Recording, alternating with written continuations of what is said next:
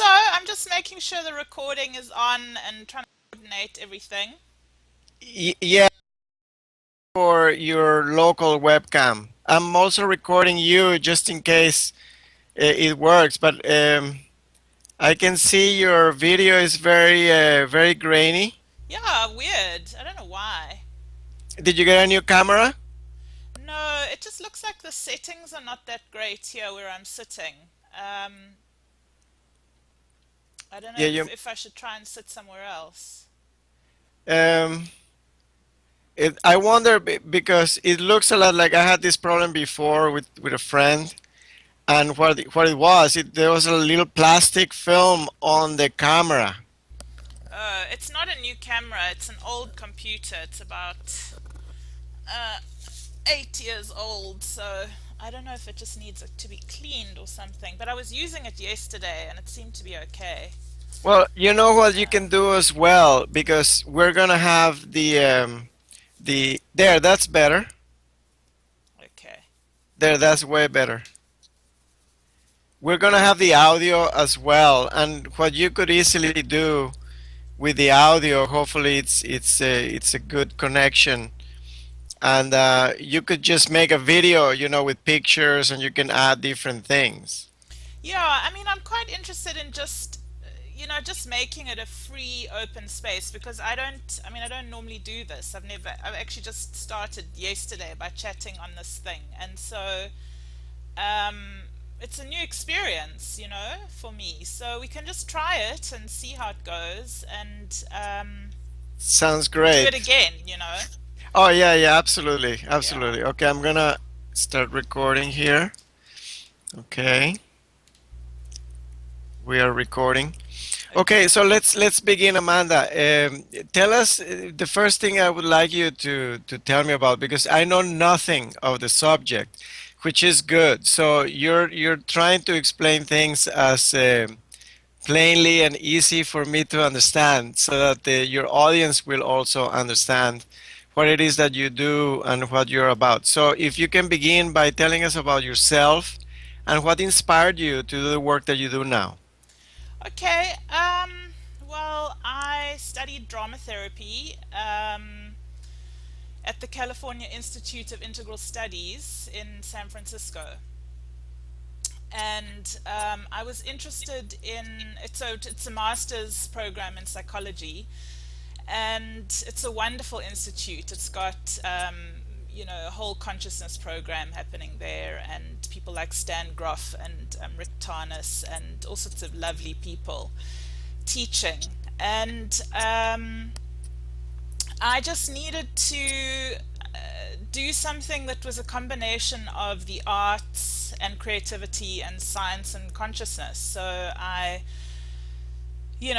just decided that that would be an interesting topic to study and went overseas for 4 years. And I was in California, living there from 99 to about 2003, doing various things.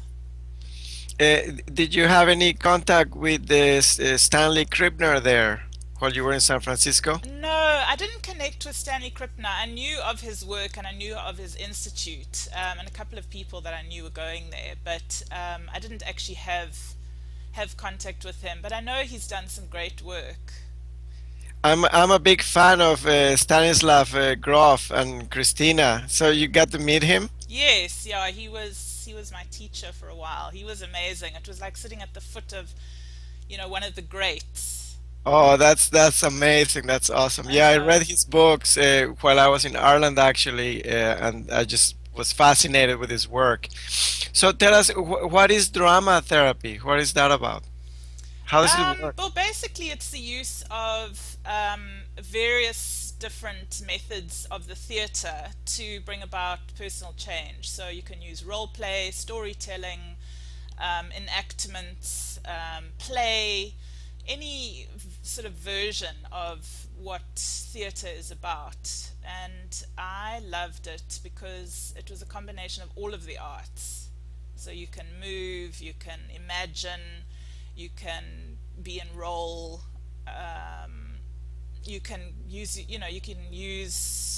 I don't know, you you can just use your imagination as to where you want to go with it. It's very open. It's a lot about what if, but then moving into that reality. So I did it to just emerge, I guess. I think I enjoyed, I was an only child, or am an only child, and I just enjoyed the company and the creativity and the community, creative community. And is drama therapy something that is normal, traditionally used? I mean, is it fairly common, or is it something very much out on the fringe? There was no drama therapy in South Africa. There was a small group of us that sort of went into the theatre and did various different kinds of things, and I was interested in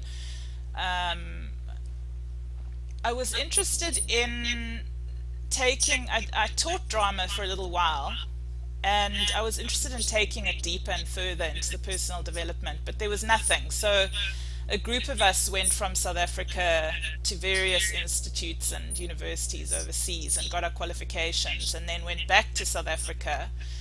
And the first program, master's program in drama therapy, is starting next year. So that's very exciting. So we've basically developed a field. And how it is utilized now? What are some of the applications of this therapy? Well, I'll give you a little bit of my background, and then I also, in terms of what I've done with it in the last it's 10 years.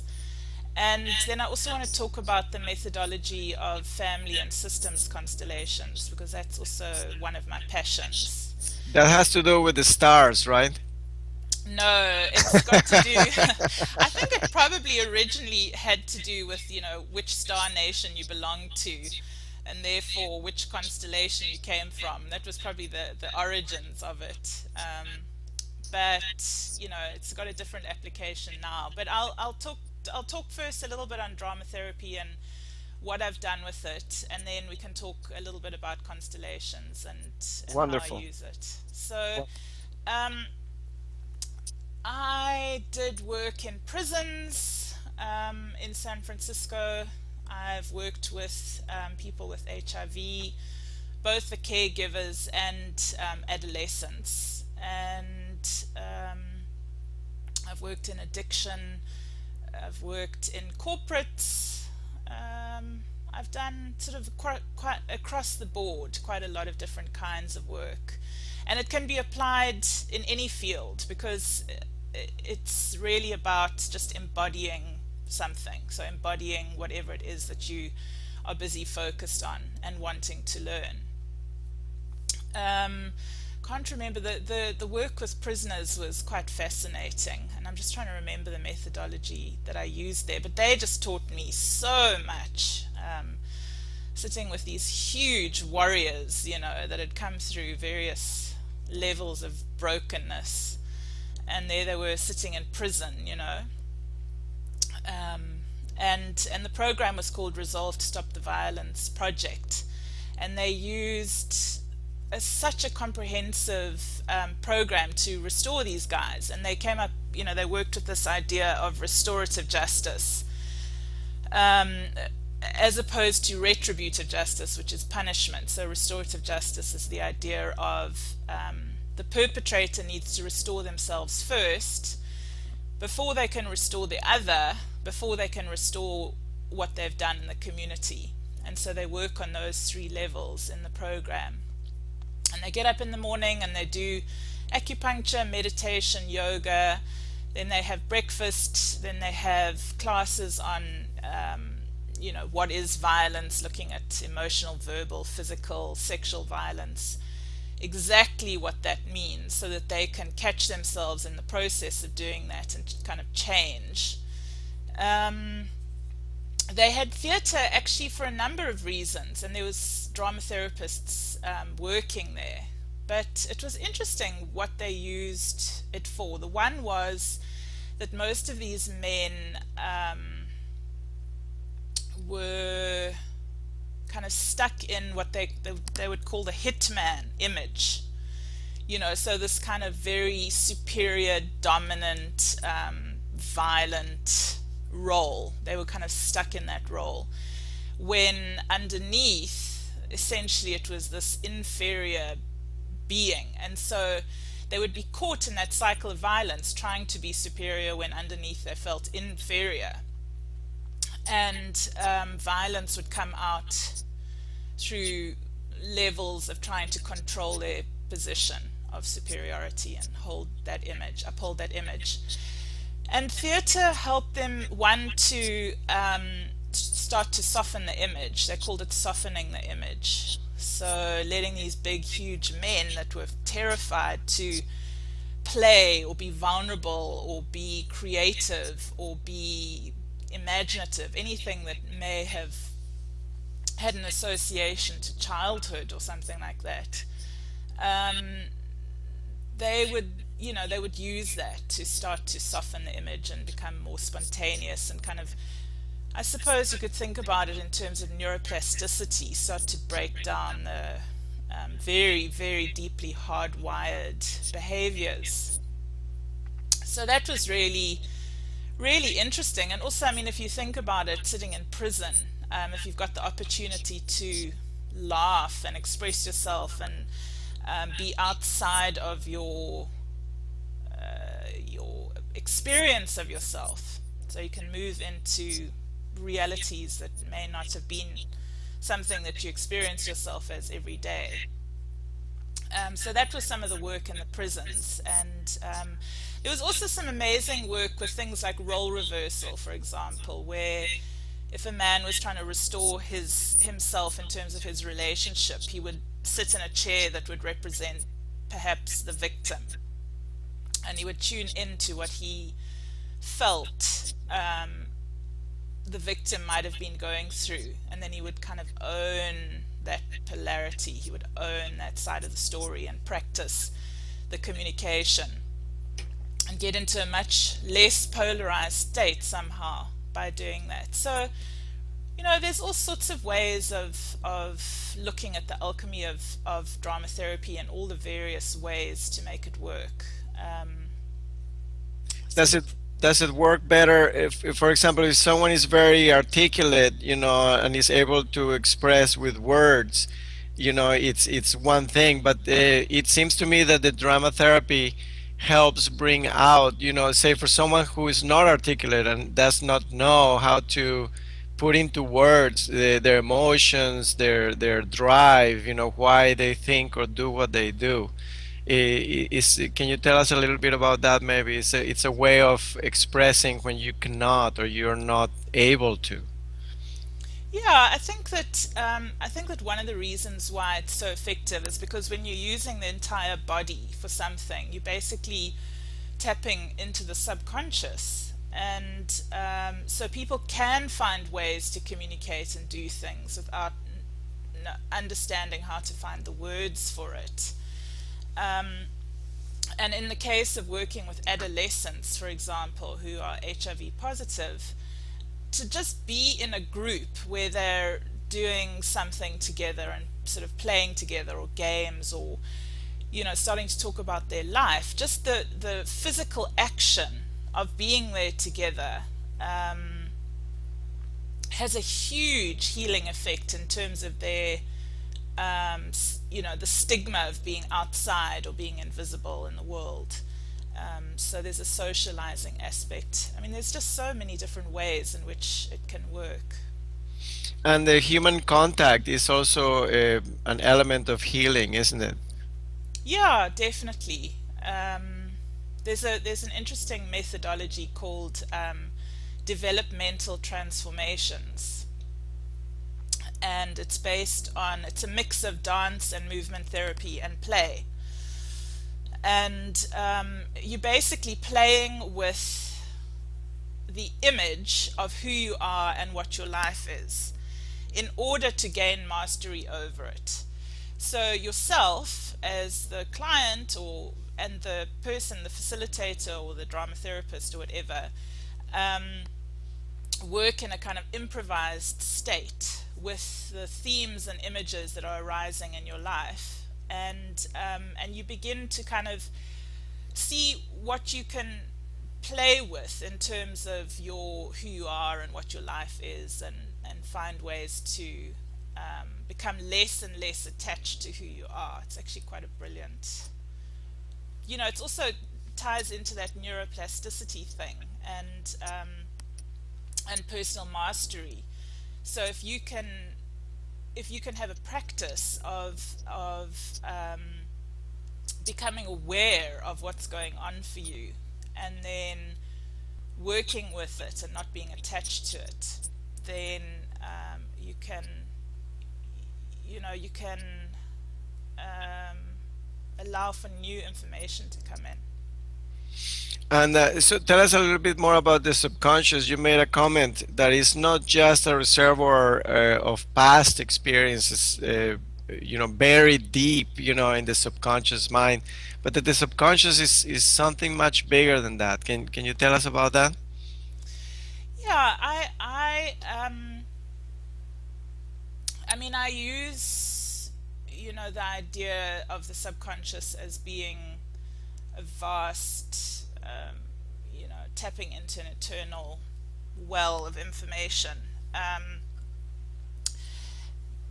Based, through my inspiration of being a student at the school. So, it's not like I knew that before. It's just that's the way that I use the idea of the subconscious. So I understand that we have a subconscious that is like a garden, and whatever we've planted in it needs to be weeded out if we want to have a new garden growing, but that we can grow anything in it. So I do a lot of work with masks, making a mask for example, with children. If I say to them, who is it that you'd like to be, and why don't we make a mask of that, and help them to, wear the mask and become the mask and step into the mask and move forward, as opposed to sort of going where traditional psychology has been, which is to the past and analyzing the past. I've done a lot of work with moving forward and understanding that this idea of the subconscious is actually just this space for new experiences of the unknown. So it's really, a big part of my work has been going forward, moving forward, and asking people what it is that they want and who they want to be. And it's very, very powerful to ask people that have never been asked that question before, who it is that they would like to be, and how they would like to start moving in that direction. It's sometimes it's the first time they've ever heard that question, so that's quite something. How does the idea of the subconscious, as a wellspring of all knowingness, how does that relate in psychology, to the ideas of Carl Jung, and the archetypes, and Carl Jung's understanding of the subconscious as something much bigger than the personal self? Did you go into that like while you were studying? And does it relate to archetypes at all? I didn't actually study Carl Jung much. I didn't study Freud or Jung, so I don't really know a lot about it. I just know that from what he says, that our subconscious is communicating with us in symbols and dreams and through the body as well, and that we can be in touch with it. But it's not my focus really. My focus is more around how to get us into a state of being able to put this new program into the subconscious. So how is it that we can, almost like NLP, how is it that we can rewrite through drama therapy some of the scripts that are already running in the brain from the past? And there's some lovely ideas. So one of the ways is mask work. and just simply make a mask of a future self or a dream of somebody that you'd like to experience being. Wear the mask, create a play for that character, build that whole character, and then use the theater as a stage to practice being that character. And if we know from, the morphogenic field idea, and a lot of actors speak about that experience as well, that they actually get completely transformed into that character when they're on stage, and it takes them a long time to know who they are after they've been intensely in a character for a long time. So people are often unaware of that, in acting, for example, and in theatre, that you actually have to be really mindful of the characters that you play, because you're downloading that character into your brain and into your reality, and it can have a serious effect on your perceptions. And how do you encourage someone who is reluctant, to participate in the role playing and acting out what it is that they want to, explore in themselves? How do you encourage people who are reluctant, to participate in the drama therapy? What sort of technique, or how is your experience with that? Um, just trying to think of an example. So you never work with someone who doesn't want to work, um, because otherwise you're doing the work and they're doing nothing.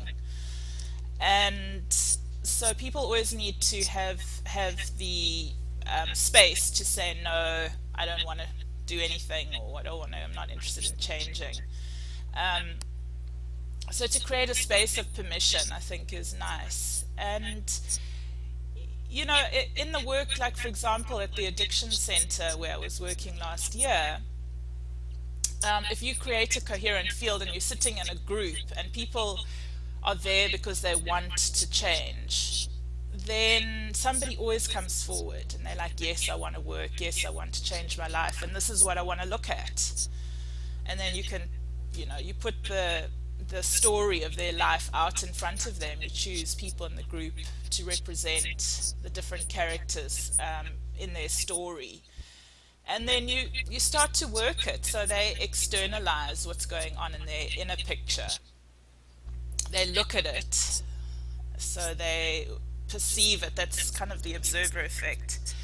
And, by looking with awareness, they can start to make changes. And then they re-internalize that picture. From what you wrote to me describing your work, I got that drama therapy it has like three basic steps are involved in the drama therapy. And first is externalizing, as you have been describing, and then the middle step would be observing, then learning something from that experience, having externalized through role playing, and then the purpose of it afterwards would be the third step, would be then internalizing and making changes after the observation. So if you can describe it in those terms, those three basic steps, if I'm correct in framing it that way: externalizing, observing, and then internalizing and changing. Yeah. I use a couple of methods that I've adapted to my own. And the one is, I think I wrote that to you in email as well, is the innovator Augusto Boal, who was a Brazilian activist. And he made brilliant changes using theatre and the body, with specific focuses. And he did community activism, helping people to break their internalized states of oppression, how they were experiencing themselves as oppressed or as the victim, and how to move them into a state of creation or creativity. And one of the methods that he used is exploring the now, exploring and so take, for example, a posture with your body. Stand in the room, take a posture, describing your now, draw it, write 3 words for it, come up with a chapter name for your now. And just asking somebody, for example, to draw their current state of mind, just simply like a child's drawing, and then write 3 words to describe their now and come up with a chapter name for this current moment in their life. And then on the other side of the page, to draw where they'd like to be, and 3 words for that state and a chapter name. And then get them to move that in their body. So how would you be standing that would describe your state of mind at the moment? So they might make a posture with their body to sort of amplify that state, almost like homeopathy. We're looking for the amplified state so that the observer can recognize what's going on, see, so that the part of you that can make changes can look. So you take a posture with the body, and then you ask them to move from that state to a future state in the room, say for example, and take another body posture. And then they track the changes that the body has to go through to move from the one state to the other.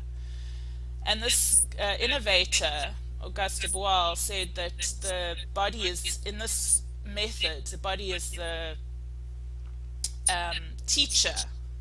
So the body has got the way, and it teaches you how to make that choice and rewire yourself basically straight into the subconscious by shifting positions to align to a certain future desired state. And when a person is, for example, standing in a position that represents a future state that they'd like to be, you can take that as a future self, for example, and you can think about it in terms of Rupert Sheldrake's Morphogenic Field, and you can say, okay, they can actually tap into the information of that state of mind.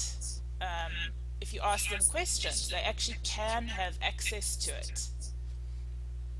And so I do a lot of that. I interview their future self, and I say, how did you get here? What was the journey? What were the steps?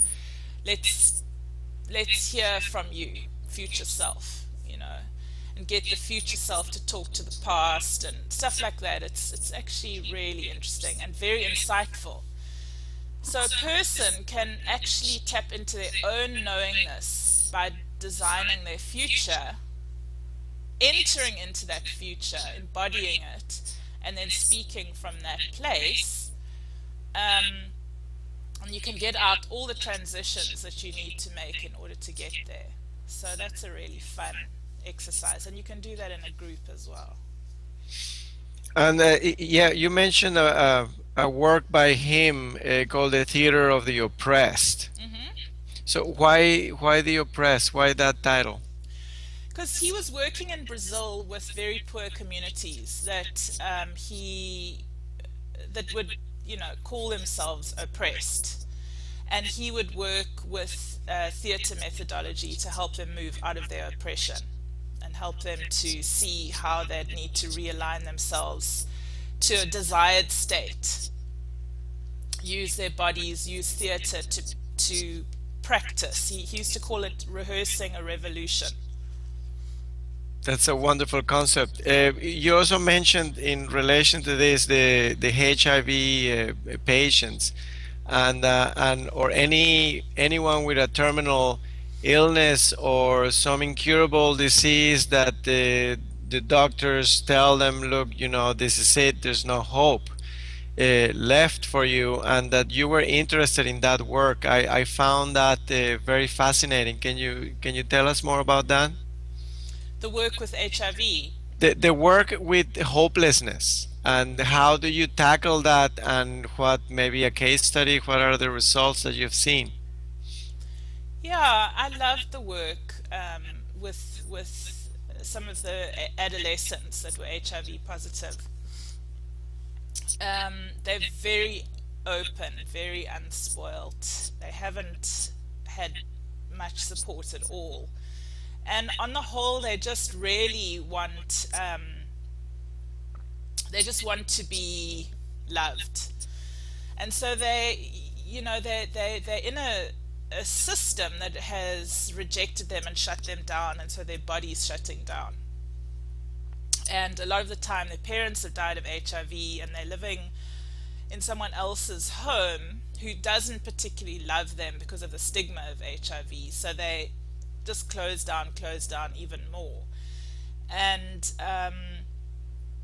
so a lot of the simple strategies that I've used to work with HIV positive adolescents and train their caregivers as well is obviously to start dreaming, to start looking into what it is that they would like to be living for, and make a dream board, have something that they'd like to create for themselves for the year, and then help them embody those possibilities, and as I said to you, like, for example, creating a mask of the future of somebody, and practicing what it's like to actually be the person that you want to be, getting the information from this future state. And these kids are so open, so open to change, that they just, one case after the next, they will have made a dream board for something. A year later I'll see them and they will have have created it or experienced it, like a house, something that they wanted. So what I've found, is how important it is, especially with that work, is to help people with HIV to see what it is that they want to live for, because they're in a love affair with death pretty much, and there's ways to use the theatre or drama therapy, or family constellations is also a brilliant methodology, and I'll talk about how I mix them, because family constellations is also kind of an embodied interactive experiential method, but it uses the idea of tapping into consciousness a lot more than drama therapy does. Although drama therapy does have shamanic roots, family constellations speaks overtly about the morphogenic field principle, and so I don't know where I was going to go with that. So tell us what the constellations and systems, what is it called? Systemic constellations. Family and systemic constellations. What is that about? I'm just having this leftover thought from that conversation. I just want to just add something quickly. Yeah, go for it. If you're working in a space, a drama therapy space, and it's a space of what if, it's a magical space. It's not, you're not contained inside a given reality, there's a lot of permission in that. So if a child is dying of AIDS, or somebody's dying of cancer, you can work with timelines for them. So you can put out a chair that represents life, you can put out a chair that represents death, you can put out a chair that represents having a life review, you can put out a chair for a next life. You can play with concepts and see what emerges, and just add that to the observation of what it is that they're going through. And so you can put out a chair for the disease, and see what, if they were sitting in that chair and speaking as the disease, what the disease message is. What is the information coming from that disease? And all of those things add to the way that a person sees themselves, and it opens up the box of their identity, because there's now new information flowing in. So those things are fascinating things to do. It's like, okay, well, let's visit, if you're gonna die, it's okay, let's die, let's go there and see what it's like, and we'll have your review now, and then you see what comes up for them in their review. Did they regret doing anything? Is there anything else they would have liked to have lived for? And because we, in this imaginary space, they are in some ways tapping into this morphogenic field principle of, of their own consciousness around that. But they haven't died, they're still alive. So come back to the here and now with that information available and make changes if you want to.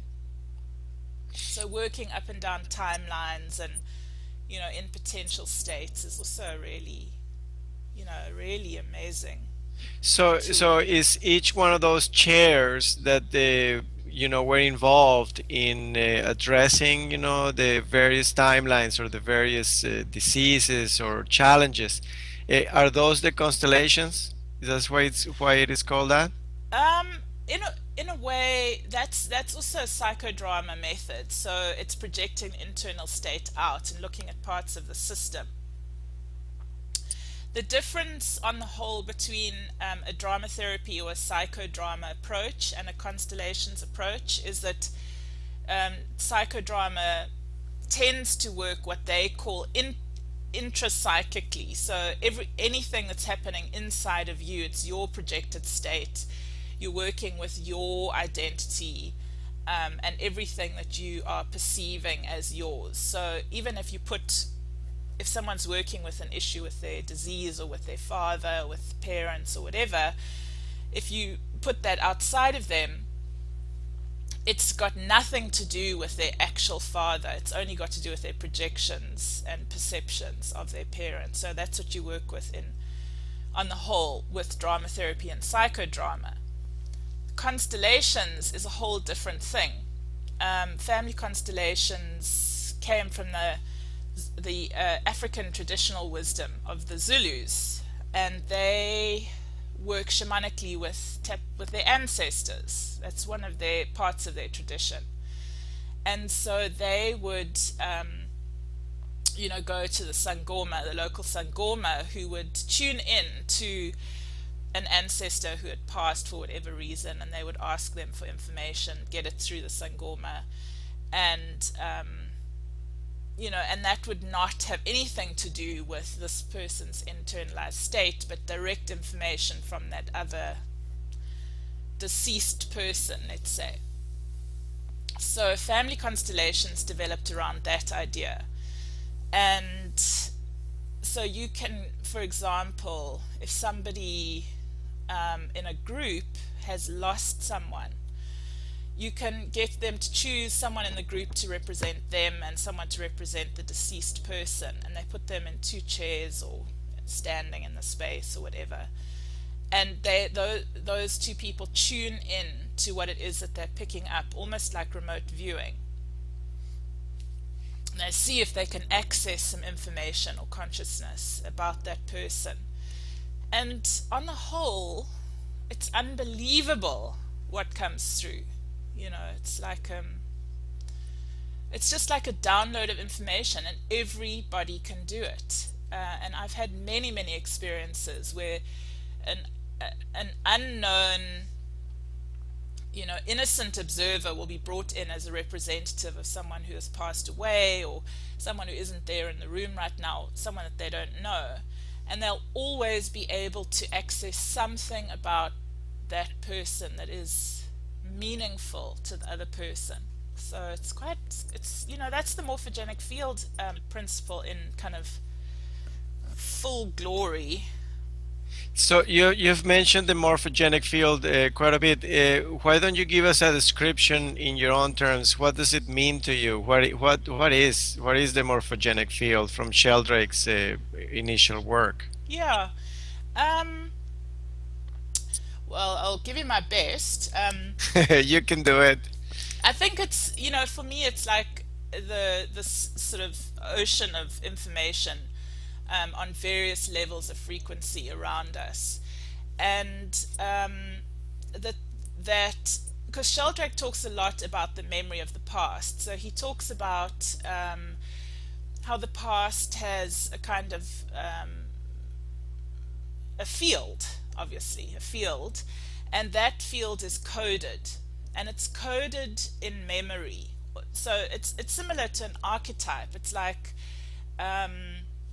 there's a blueprint of an experience that is there, sitting in this implicate order. That's Boehm's term, but it's sitting there as a memory in the field, and that when you tune into it, you can tap into that coded field of information and discover the information that you may not know. So that's what I can remember about Sheldrake, talking about the memory of the past. And so in family constellations, they use that idea a lot. So they'll take, people to represent 7 generations back, and those people will be tapping into this coded field that is somehow emanating from that person's morphogenic field, their own genetic memory. And but more and more scientists are looking at where the future is. So there's a future memory as well, and people can, just as much as they can tap in to memories of the past and codes and fields of the past, they can also go to the future and tap into information in the future. And it's not just one future, it's potential futures, and various timelines, and that's all part of the new paradigm that people are only just learning about now, even though it's almost 100 years old. So But there's it's tied to the brain. So obviously, if we're sitting in the sea of information that's somewhat coded, but somewhat uncoded, we are able to tap into it. And with some intention, we can download that information through our brains into our consciousness, into our current day life.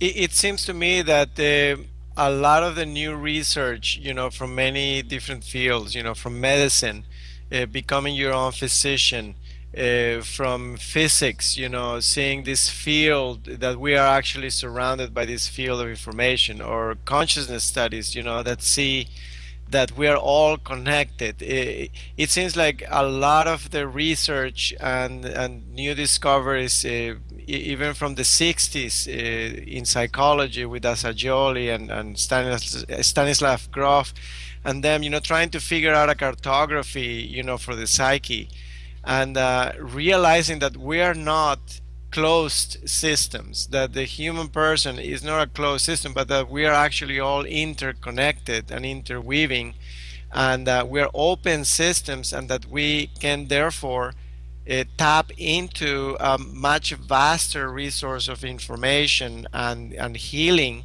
energy that we are surrounded by all the time. It seems that it seems like it's redefining how we view ourselves, all these discoveries, and moving from seeing the human person as a closed system, very materialistic, very sort of old-fashioned science, to a modern science that we're seeing now, where the interconnectedness, the morphogenic field, the consciousness feeding in, that we are in a sea of information,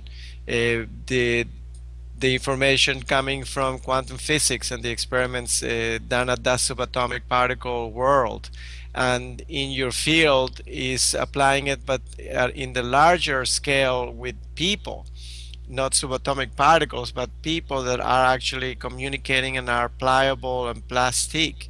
Uh, can you tell us about that concept? How is it panning out in psychology studies today? Is that true for me to say that we're moving in that direction? Yeah, wow, there were so many thoughts that went through my mind as you were talking. You might have to ask me the question again, because I just want to say this. I often say to people, you know, how do you think you're plugged in? Like, where are you plugged in? Where do you think your life force is coming from? How is it that you are having the experience of looking through your eyes out at the world right now? And, um, just trying to give people an idea of what what personal mastery might be looking like, and what people are talking about in terms of NLP and all that sort of thing. And I don't remember who said it, but there was a book that I read that spoke about our neurological networks being like stained glass windows. Do you know that metaphor? I haven't heard that, no. Yeah. And how consciousness is like the sun going through a stained glass window, and we're looking through the stained glass window. Like in a church, it has a particular picture, and that picture is made up of our belief systems. It's our identity. It's who we think we are based on all the information that's come in from around us. But we're looking through it unaware, and we're looking down at this image that's being cast on the floor of the church, thinking that down there is our life, and we have no idea that there's something inside of us that it's actually that could possibly be changed even. And so what would it take to get someone to step back and see the stained glass window and understand how to look for different realities, and how to see that that's not you. If you want a different reflection, you have to start to change the picture that's gone in, the belief systems, the thoughts. So a lot of and what happens is that obviously if you've got this stained glass window, this image that you've worked on kind of refining your whole life, and then suddenly you decide you're tired of it and you're done with it, and you move around look for a different window, obviously there's chaos immediately, because you've got one direction, one coherent field happening around that particular structure, and then you move, and people just get terrified because everything goes into flux, and so they go rushing back to their old window because they know it, but then they hate it. So part of the work that we do is help people to unpack what's in that window, through choosing different people to represent the parts, for example, and embodying it and stuff like that, and then see if we can take them from here to here, a different window. And yeah, so that was just one thought. What happens when someone, through role playing themselves, externalizing what's been there all along, for the purpose of observing it, like you explained, and maybe making some adjustment, what happens when they realize that everyone is actually role playing all of the time? That is, you see what I'm saying? Does that produce a trauma? Does that place us, in some kind of chaotic environment when we realize, who am I? I'm just role playing. Everyone is just role playing. So then, who am I? Does that happen? Yeah. Does that come up? Yeah, I think it is like you're saying, like if you suddenly get detached from the window that you always thought you were, and you don't have any attachment to any new window yet, there is chaos for sure. In the field of addiction, there's still so much old science. There's still, in fact, most of the fields, it's still running on old science. So they're very attached to this kind of disease model, that if you're an addict for life. And obviously that's really old science, but how do you begin to say to someone you can be healthy, and stop saying you're an addict, because it's just keeping you there. So in the work that I was doing at this addiction center, we were doing recovery coaching, it's called, where we were presenting this healthy model. You can actually be healthy and well and completely recovered. People do have a bit of a meltdown. they go into chaos because it's like a new order for them, and there's not yet, an understanding of it. So is educating the person involved as part of the therapy as well, educating them that it's okay, yes, we are all role playing all the time, but who we are is the one that chooses the roles, and that there are options that they can actually reconstruct their identity consciously by choosing, and maybe starting to role play, to get sort of getting character. Is that more or less what happens with this drama therapy that you're mentioning? Yeah, so you're always moving. I mean, for me, I just have a very specific model that I work with, and it's always to move towards what a person is dreaming about, as a very simple model. So that is what they're going for, and that's their level of dream. That's their level of where they want to go. That's their guide. That's their direction. And so, if they can just be encouraged through interactive methods, and embodied methods, and anything actually that can encourage them to get there. So it's always about baby steps, and never about, taking too grand a step, but just slowly, getting the information out there that, we have this. I mean, most people are blown away by the idea that thoughts are invisible. They like had never thought about the fact that we have invisible thoughts. It's like, and this is our order. These are the things that create our deeper order, in a sense. So there's a lot to teach and share, and I enjoy Bruce Lipton's work as well. Share that with people, just talking about how perception is the key to shifting our biology.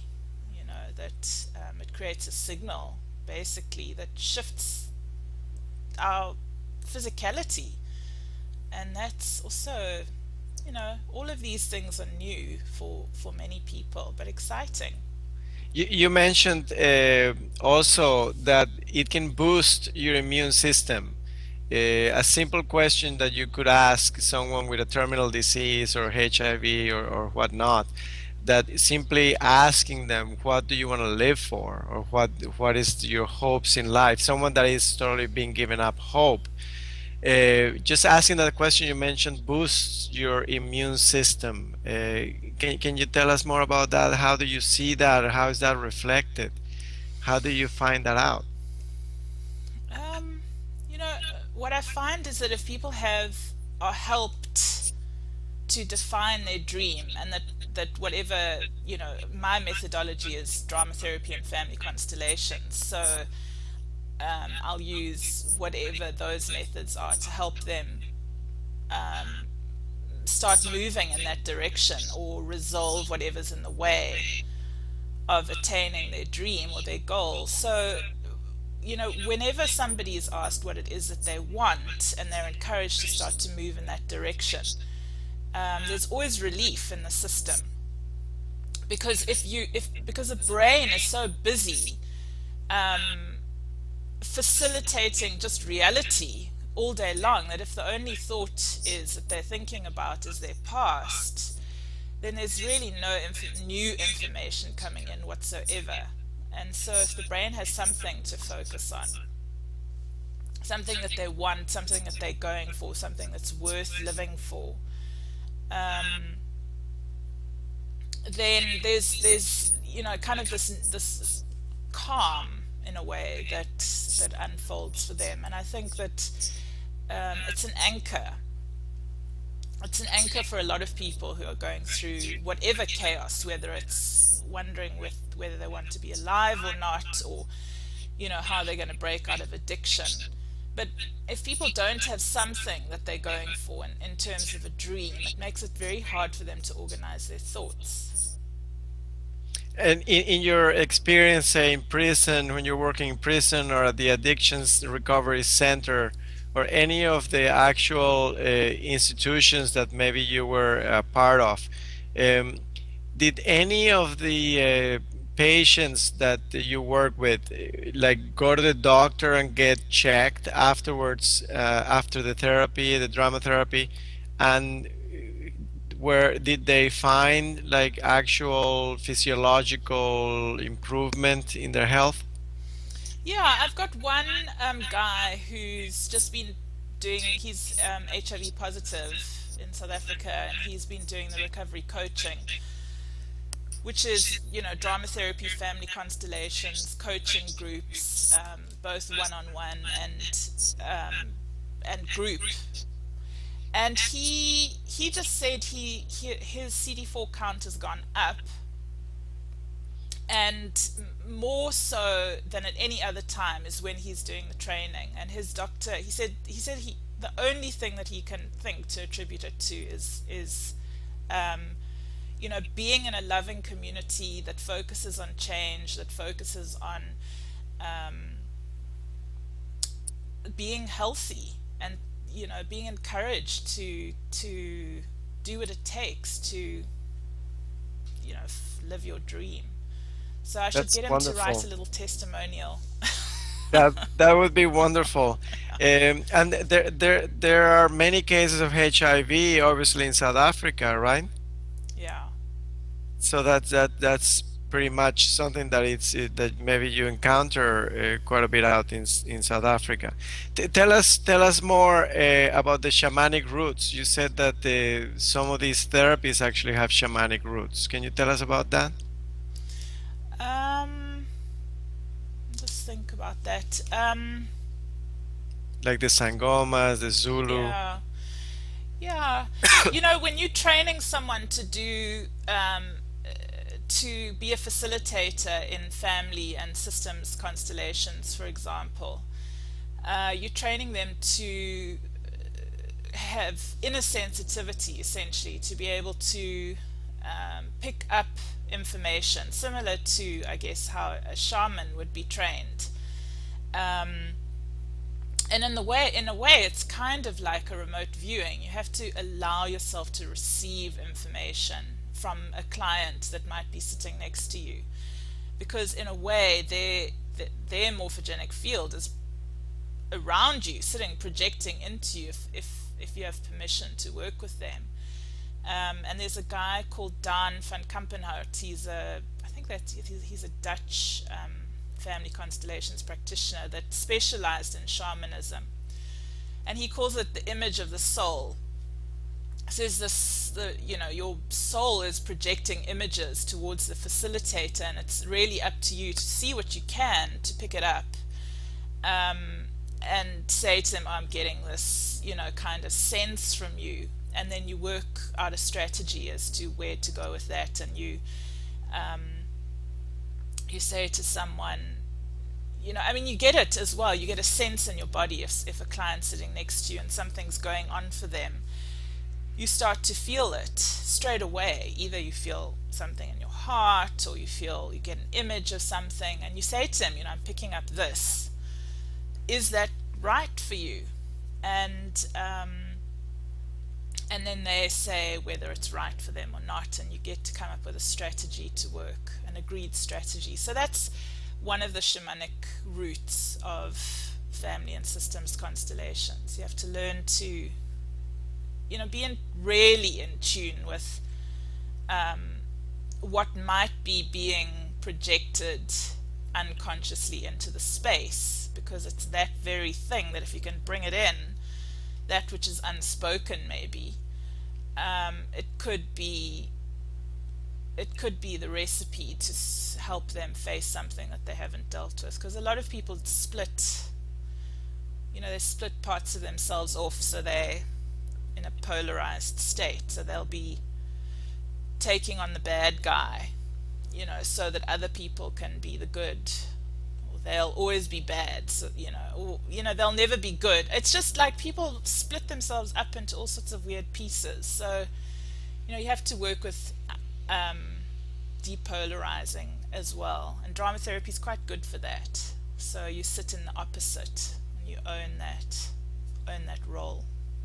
So observing ourselves, allowing ourselves to become the spectator looking from outside of ourselves, looking into who we are. That in itself is like a medicine. It creates an immediate change, it seems. Yeah, I always say to people the first step in self-mastery is self-awareness. You can't do anything until you're aware, of where you're at. And that awareness can be practiced in many different ways and on many different levels. But one of the levels is just a drama therapy method where you'd say, okay, well, where are you at? Choose two people in the room to represent that. And then a person has to become present with their now, with their moment of what it is that they're busy dealing with. Once it's outside of them, they get to look and make choices and, have new perceptions around it. And then, sometimes it's just the smallest thing that you just didn't know, you just weren't aware of, that you become aware of, and it can make a huge difference. So remote viewing, you were mentioning in as part of the shamanic roots, uh, being able to remote view or sense, to be able to tap into information that is not in any traditional way uh, being made available. So remote viewing is it's an element that is involved here in what you do. It is. I mean, I don't think anyone in family and systems constellations necessarily calls it remote viewing. But I just, I'm aware from, the books that I've read on remote viewing, that this idea of being able to access consciousness, say, for example, in any time and place, is a possibility. And so you don't necessarily need to. So family constellations has it's a lot about the past and making changes in the past, and that's the old paradigm. And I work with that only when I need to, and I feel like somebody's really stuck in the past. But I really like to help people work to explore timelines in the future and choose a chair to represent something that you'd like, and let's sit in that chair and imagine it and, see what you can tap into about it. See if you can pick up information about that future potential. And that's kind of a remote view. What is cymatics about? Cymatics. Cymatics. Well, cymatics is sound into form. So the most famous Hans Jenny was the one who played sound under a plate and then put salt on top. And as the sound would change in frequency, so the salt would create different geometries on top. That's cymatics. And how is that relating? Does that relate at all to what you do? I think when you're teaching people about words, for example, frequency, shape, how things come together, it's always good to have the science. So if like, for example, Dr. Emoto studied the shape of words, so in water, and it's extraordinary for people to even have these concepts that what they're saying is going to create a structure of sorts, Oh, and that's to set illustrate aside. that. That That's to that is illustrate utilized. that, yeah. And so you talk about the brain as a computer that can upgrade, get an upgrade. Change the thought. Those invisible things that you're talking about that actually have a physical form, geometry to them. So, can you tell us a little bit more about that concept, brain as computer and Yeah. upgrading? When I'm introducing the idea of, how is it that you can actually move from one reality to another? How is it that you can move from where you're at now to where you'd like to be? and people are starting to put together this idea of what is your identity and where does it sit, and is your identity made up of thoughts and words and beliefs, and it kind of creates the box of who you are. um, I'm just trying to think of how I normally bring in the idea of a computer. It's like, I think I say to people, if you think about your identity like a computer, that often you're born into a certain kind of program that's given to you from your parents. It was the best that they could offer, and it's got the information and the capacities and the functions of what they had learned and how they had learned to operate in the world. But it's it might be outdated, and so you have to get some new information into your operating system of your brain by being open to new ideas and new information. And that's kind of the idea of an upgrade. I mean, the brain as a computer is quite an interesting concept for people, because they're very it's easy to teach people about technology. It's kind of, everyone's seen a computer, they know about capabilities and functions, and the fact that we have Wi-Fi is an interesting way of thinking of non-locality as consciousness. So it's just one of the metaphors that I use when talking about how to upgrade our thinking process. And observing ourselves through role playing in drama therapy, uh, that create like an instant upgrade Observing ourselves. through the drama therapy by role playing, observing who we are, who we have been, or who we want to be? Is that how this program gets upgraded in the brain? Yeah, I think the program, I mean, I like to introduce people to the idea of this new paradigm of science, which is not that new, but just to say to them, that quantum physics has, you know, discovered that the nature of reality is completely different from what we have been experiencing it to be, and what is entanglement, what is non-locality, what is the observer effect, what is dual nature of light, and how can we start to understand these concepts and this new paradigm in our world.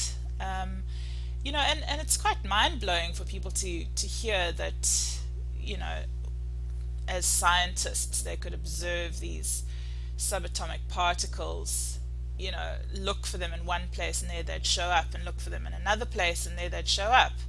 The fact that their measurement would create the outcome. These are, these are upgrades for sure in the thinking process. So, do you utilize those concepts from quantum physics as the observer effect in your drama therapy, in your therapy, to say, look, you are the observer. You are the actor with wearing a mask and role playing. You can actually have a very real effect on the environment. Is that how those ideas come in? Yes, so, they must own their own experiment. They must be the scientist of their own life. What is it what outcome would they like to be looking for? What would they like to be measuring for? And so if you measure for your future, if you look for what it is that you're trying to find, you are going to be, observing that into reality, I guess. I guess that the fear that some people may have in looking at ourselves as role players is that it's like once you kind of see behind the curtains, it's like the game is up. Once you realize that you are this actor wearing masks and shifting and changing masks, it may throw someone into kind of a meltdown, like you said. Who am I then?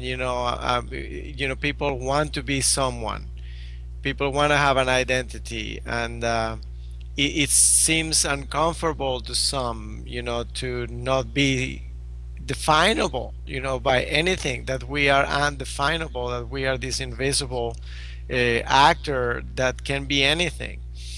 Um, it is redefining who we are. It's I think it's a fear about consciousness, and some people feel uncomfortable with the word consciousness because it seems to be devoid of any specific identity. And so finding ourselves in this new paradigm, finding who we are, in this new science, in this new idea, that we are interconnected, that we are changeable and pliable, plastic, like you said. Um, that seems to be like a therapy that could apply to everyone, not just to addicts, HIV patients, or prisoners, who are locked up. Yeah, it It's applies to everyone. I mean, anyone can do it.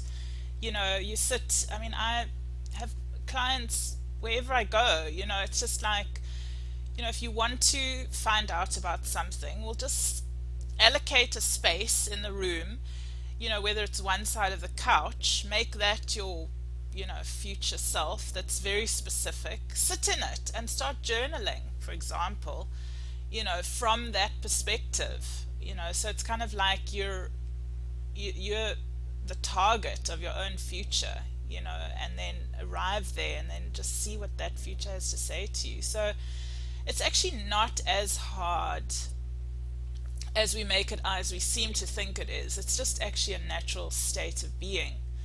And the amazing thing in the workshops is that, everybody can do it. You don't, you get people to represent somebody in someone else's life, and they pick up the field, the information, straight away. They don't even have to try. They don't even have to know the word remote viewing or consciousness or morphogenic field. Nothing.